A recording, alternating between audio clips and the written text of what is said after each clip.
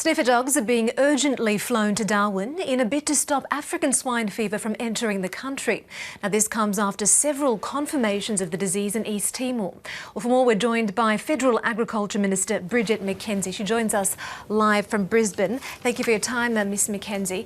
Now, African swine fever is one of the worst animal disease outbreaks the world has ever seen. We've got pigs right across Africa, Europe and Asia that have been contaminated. It's now reached East Timor, putting it right on our doorstep. How serious is this threat? Well, your opening lines are absolutely the perfect descriptor of the catastrophic nature of African swine fever, Mariam.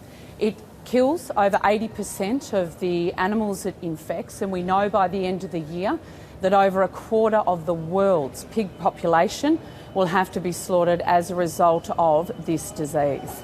We've seen what it's doing in China. And it's been marching south through Asia, Philippines, and just last week being announced in East Timor. In response to this increasing threat environment, we've stepped up our biosecurity measures at international airports. We're making sure we're increasing the screening of international passengers from affected countries. Over the last 8 months, that's meant we've uncovered 27 tonnes of cooked pork product, which is very, very concerning. We're also increasing our screening of mail items from those affected countries, and we've also banned the importation of high-risk pork product from affected nations to make sure that we protect our 2,700 pork producers in this country who employ the whole industry. Will seize over 34,000 Australians owe their job to our pork industry. So we're serious about keeping it out, and yes, that means following the announcement by East Timor of the disease being found less than 700 kilometres from our shore, I've requested the department to get a detector dog to Darwin to scan those 9 flights direct from Dili a week that they get, and Suki will be arriving on the ground there next week, and she's one of apparently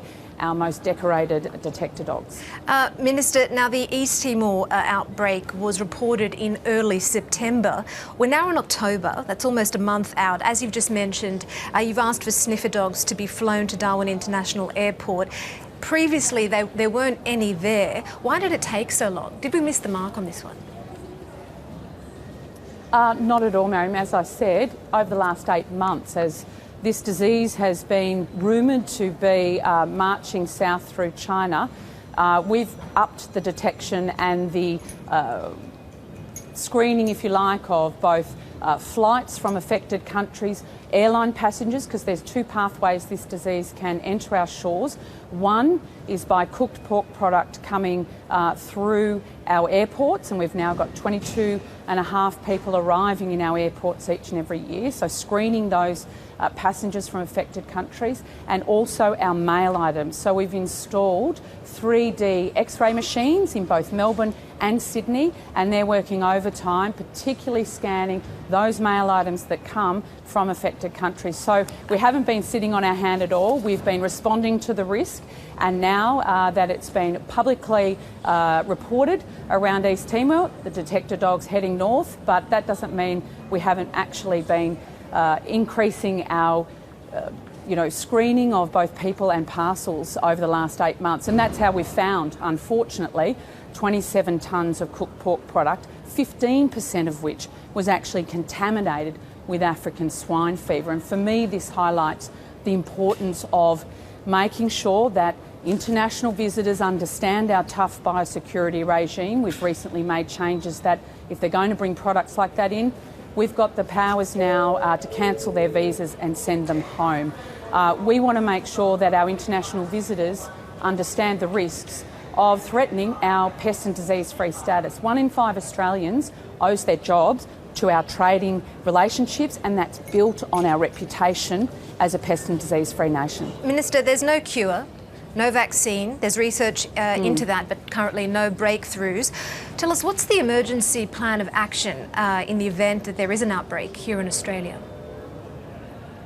Yeah, that's an absolutely pertinent question. My job, obviously, is to stop it getting in here. But I called an emergency roundtable on the 6th of September, that's nearly 4 weeks ago, to get our chief veterinarian officers, our state our state biosecurity officers who are responsible for biosecurity matters at a domestic level. We got the pork industry, transport industry, food and beverage operators, etc., around the table in Canberra to say, right, what is the risk and how well prepared are we as a nation to deal with it? And it was fantastic. One thing that did come out of that forum was that we must do more of it, that each farmer has their own biosecurity plan in Australia, so they're ready to respond should we have an incursion, and making sure that our states are communicating effectively so that we can shut the pathway down. One of the greatest risks if we do get an incursion is our feral pig population. They are endemic between Northern Territory, Queensland and New South Wales, and even though our farmers will be shutting down their operations quick smart, it is the feral pig population that could spread this disease very quickly, and indeed it's the reason that this disease has travelled so quickly through the world over the last couple of years. It's been a quite amazing to see the speed of the infection travelling. There's only one country in the world that's been able to eradicate it, and they had to send their army into forests night after night to shoot every single feral pig. Is that something that you would consider doing if we did have an outbreak within the feral pig population here in Australia? Well, I'm confident after what I heard on the 6th of September that we have the systems in place at a state and federal level to effectively deal with the biosecurity risks. We've got some tough measures in place, and people, like it did when we got equine influenza down, that meant for a period of time that horses weren't able to travel, that great racehorses weren't able to compete in the Melbourne Cup, for instance. But we effectively localised and minimised the risk and the impact of equine influenza. So we've got a range of strategies in place in partnership with the state governments and our vets and the pork industry themselves to minimise the impact. But my job is to stop it getting here, and that's what we've got to do. So that's everybody's business, Marion. People think biosecurity is all about, drugs and guns. Well, it's not. If you've been hiking in an African swine fever affected country, please scrub your boots before you come home. Please declare product as you are entering our airports.